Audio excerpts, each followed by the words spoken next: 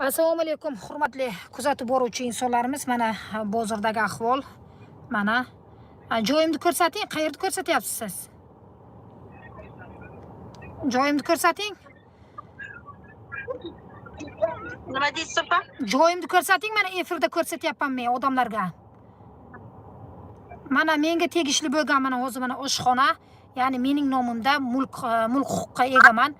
O'zbekiston konstitutsiyasi, haq huquqlariga O'zbekiston fuqarosiman.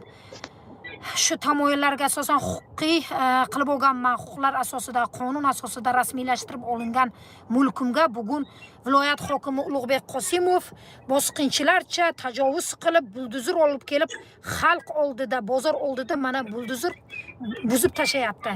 Odam podamiga qaramayapti. Hozir yana videolarimiz bor. Odamlarning ustida buzgani ham, bir insonimizni ustiga, ayolimizni ustiga yiqilib tushib, balisiga tushgan holati ham bor. Hozir uni ham ommaga chiqaramiz. Hurmatli Shavkat Mirziyoyev Miromonovich, murojaatimni ko'ring. Viloyat hokimi Ulug'bek Qosimov bugungi kunda o'z ya'ni bosqinchilarcha qilayotgan harakatini davom ettiryapti Surxondaryo viloyati Termiz shahriga. Bu Yashil dunyo bozori, ya'ni Termiz shahrida joylashgan. Bu bozorda sotuvga auksionga qo'yilganmish. Bu men mulk huquqim bor, auksionga qo'yilishidan oldin meni joyim qo'yilmasligi kerak. Maqsad menimcha yaxshigina haq olgan bo'lsa kerak degan fikr kelyapti menga. Manfaati evaziga bu jirkanch ishini, bu qilayotgan bosqinchiligini yuqoridagi mansabdorlar hasposhlab uni erkato'yi bo'lib, ya'ni qonunlashtirib beryapti. Prokuratura, viloyat, bugungi kunda prezidentimiz baralla aytar edilar-ki, hurmatli Shavkat Miromonovich, siz aytar edingiz. Tadbirkorlar, prokurorlar, ya'ni tadbirkorlar himoyasi ostida, yana nima? Prokurorlar tadbirkorlarni himoya qilinglar der edi. Yo'q, biz ko'rib o'tiribmiz, hozir bitta ishonchli vakilim Qoziyev Kamoliddinda bular prokuratura bosim sudlangan, yana bironta bir moddanimi, bir tuhmatni qo'yish maqsadida. Bular bosqinchi bo'ldi. Ko'rib qo'yinglar, O'zbekiston. Ko'rib qo'ying, Shavkat Mirziyoyev, sizning elchingiz, siz meni vakilim, menga teginmanglar. Agar qaysi biring buni ustidan jinoyat ishi ochsalaring, senlarning ustidan jinoyat ishi ochaman deganingiz uchun bular rosa quturadi. Buni kimga ogohlantirish berilgan? Xat ham berilgani yo'q. Hozir to'satdan kelyapti. Qani qog'oz? Qani qog'oz? Mana men mulk egasiman. Qani qog'oz? Biz eshitganimiz yo'q. Mana menga hozir qani opani betini ko'rsating, kim u? Qachon beribdi menga ogohlantirish? Bosqinchi xonlar bajaryapti. Xonlar, ko'rib qo'yinglar. Milliy gvardiyani nima haqqi bor bizni telefonimizga kelib egalik qilyapti? Betini oling. Milliy gvardiyani betini oling. Betini ko'rsating menga, mana betini. Milliy gvardiyani ko'rsating. prezident ruxsat bergan. Hay, telefonni ko'rsating Madina. Betini ko'rsating, mana Milliy gvardiya, mana xodimlarni ko'ryapsizlar? Mana qonunlashtiryapti bosqinchilar. Bosqinchilar O'zbekistonda bosqinchi bosdi Surxondaryoni. Ulug'bek Qosimov nimasida yashayapmiz? Hozir mana telefonlar tortib olinadi. Mana ko'ringlar, qanday nimalar bosim ostida shafqatsizlarcha mulklarimizni talon-taroj qilyapti Ulug'bek Qosimov. O'zbekiston, Surxondaryo, nasib bo'lsa Oq uy oldida chiqishlar qilamiz. Nasib bo'lsa yana Washington elchixonalar oldida boramiz. Mana bosqinchi O'zbekiston ahvolini ko'ringlar. Surxondaryo viloyati Termiz shahri. Ko'ringlar, mana bosqinchilar. Mana videoga olmasin deb buzib tashlash uchun hammani telefonini tortib olyapti. Kameralarimgacha yechib ketibdi. Mana ko'ringlar ahvolni, ko'rsating. Ko'rsating bu bosqinchilarni. Mana promo efirda ko'rsatyapmiz. Bosqinchilar. Voy dod, Ulug'bek Qosimov bosqinchi. Bosqinchilar, ko'ringlar. Ha, bosqinchilar boshqaryapti. Go'yoki noqonuniy qurilishlarga barham beryapmiz, chek beryapmiz. Yuqoridan buyruq berildi deb kadastr hujjatim bo'lib turib buzyapti. Maqsad Ulug'bek Qosimov yana sotish degani asosim bor. Bozorda stoyankasini sotib yuboribdi. Nima? Moshinga bosib olib kirib olib ketinglar. Ha, mana bosqinchilik, mana bosim olib ketdinglar deyapti. Mana ko'ryapsizlar, naryoqda oling. Buni olib nima qilasiz? Oshxonamda oling. Turgan hamma eshitdi. Ha, Qochdim hozir. qochdingizmi? Mana qochyapti o'sha odamlar. Ha, qochdim. Ha, buldozer suryapti. Moshinga bosib olib ketinglar. Videoga olinmasin deb. Ha, huquqlar yo'q O'zbekistonda, huquqlar yo'q. Videoga olishga prezident ruxsat bermagan ekan, Fazilat opa. Yo'q, yolg'on. Mana prezidentning nomini sotyapti. Maqsad prezidentni ag'dartirib, o'zlari qilgan jinoyatlarni yoshirib, yopish maqsadida qilyapti. Boshqa bir prezident kelsa, mana hamma narsani bu Shavkat Mirziyoyev yedi, qizi yedi degan maqsadda tushunchani odamlarga uyg'otish maqsadida qilyapti. Ko'rib qo'yinglar, mana ko'ringlar.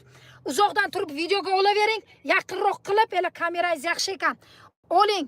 Mana ko'rib qo'yinglar bozor. Oling uzoqdan turib, mana bu yerda turib oling. Buzayotganini ko'ryapsizlarmi? Qonuniylashtiryapti. Ichki ishlar bugungi kunda viloyat hokimi amiri deyaylik. Ha, mafiyani boshlig'i buyruq beryapti. O'zimizni mulkimizni oldimizda turib, bosib olib ket deb buyruq beryapti. Kim qonunlashtiryapti? Viloyat hokimi bosqinchi deb aytaymi? Bosqinchilarcha harakat qilyapti. O'ziga to'g'ri bo'lsa, o'ziga narsa bo'lsa, nimaga menga sudni qarori bilan buzish kerak agar noqonuniy bo'lsa? Qani sud? Demokratiya davlatimiz deb baqirishyapti. Demokratiya deb O'zbekiston Amerikaga kelyapti. Mana Surxondaryo viloyat hokimi yaqinda Amerikaga kelar ekan yanvar oyida. Ko'chalarga chiqish qilaman. Endi mana menga o'zi ko'p kishi bog'lanyapti, chiqamiz birga deb piketlar ko'tarib, oq uy oldida chiqish qilamanki, ko'rib qo'ysin. Hech qanaqangi investitsiya kirgizmasin Surxondaryoga. Mana bu yerda xonlik, amirlik boshqaryapti. Viloyat hokimi Ulug'bek Qosimov prezidentning qaroriga ham tupurib qo'yibdi, konstitutsiyaga ham tupurib qo'yibdi. U yerda konstitutsiya, haq huquqingiz ta'minlanmagan. Viloyat hokimining xohish irodasi bosib oldi bizda. Surxondaryoni bosib oldi Ulug'bek Qosimov. Xaloyiq, eshitinglar. Xaloyiq, eshitinglar. Viloyat hokimi Ulug'bek Qosimov bosib oldi Surxondaryoni. Ha, oling ko'rsating, shu joyni ko'rsating qanim. Termiz shahrini bosib oldi. Viloyat hokimi Ulug'bek Qosimov bosib oldi mana kay. Bosib oldi. Qani qaysi tomonda turibsiz? Men mana orqada turibman, odam tashladi chunki izimdan. Olib ketinglar, ortib moshinga ortib dedi. Moshinga ortib, mayli olib ketsin. Qamasin 500 ga kiring. Nima qilyapsiz? Birovni so'kayotgan bo'lmasangiz, faqat aka ko'rsating, bu yoqqa o'ting. Bu tomonga o'tib ko'rsating odamlarni. Hala yig'ilgan-ku odamlar o'sha kattakonlar. Hala o'zlari kattakonlarman deganlar. Hokimiyat va prokuror ko'ryapsizlarmi? Bizni qarang, prokuror qonunlashtirib beryapti. Qonun ishlayaptimi O'zbekistonda? Yo'q. Viloyat hokimi boshqaryapti.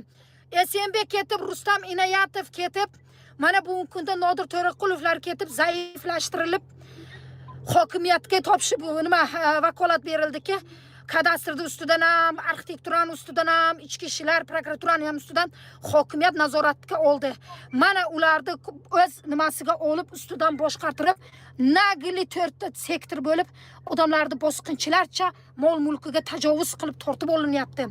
Voy dod, SMB qaytsin, hokimiyatni nazorat qilsin, SMB kerak bizga. Voy SMB davrida hali birontadan SMB kelib hali mol mulkimizni tortib olgani yo'q.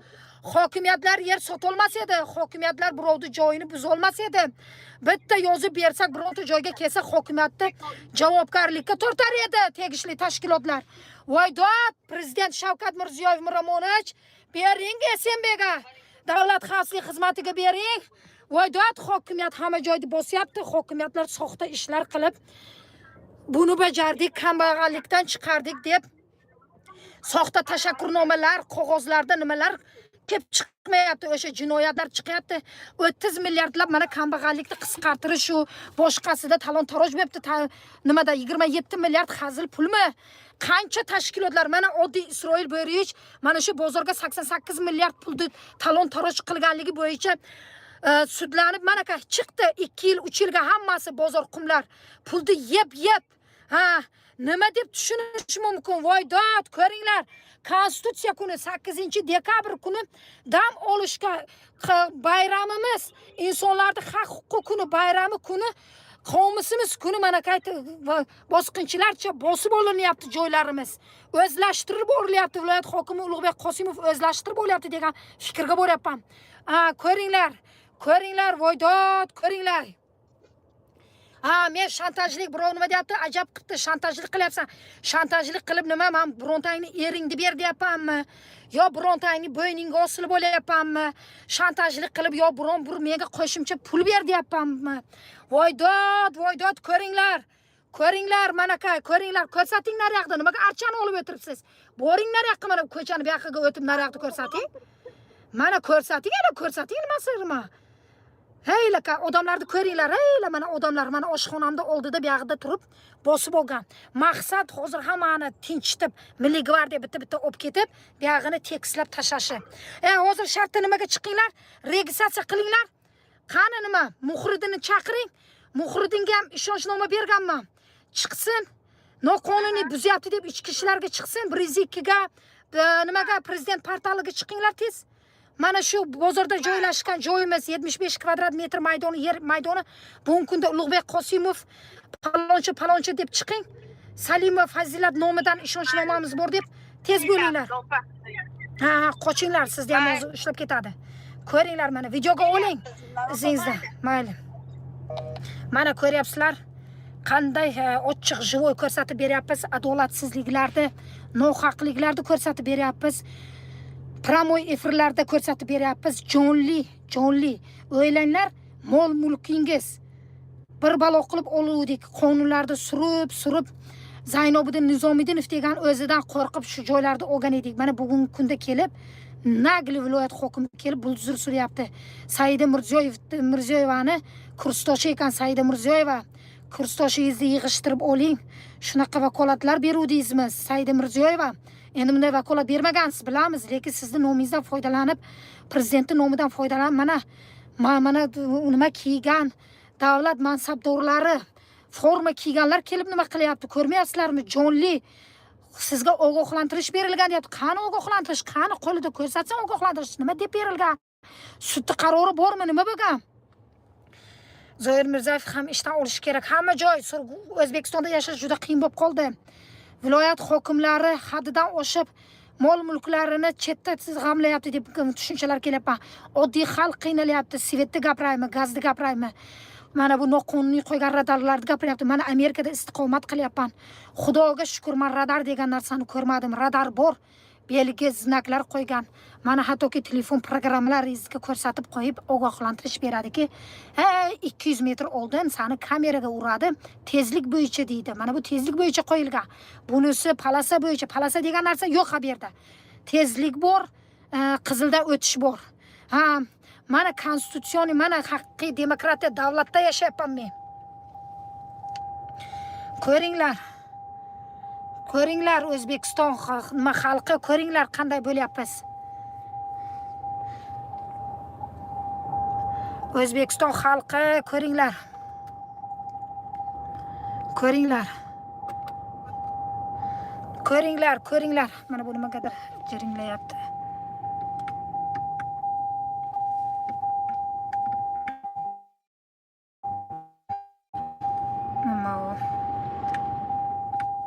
Hozir mana efir davom etiraman. Ko'rib qo'yinglar buni. Xaloyiq ko'ringlar.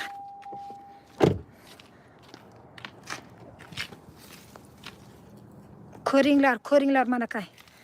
Hozir mana kechasi mashinam bo'lib qoldi qandaydir. Hozir bir nima qilib qo'yaychi. Fikrim ham bo'lindi.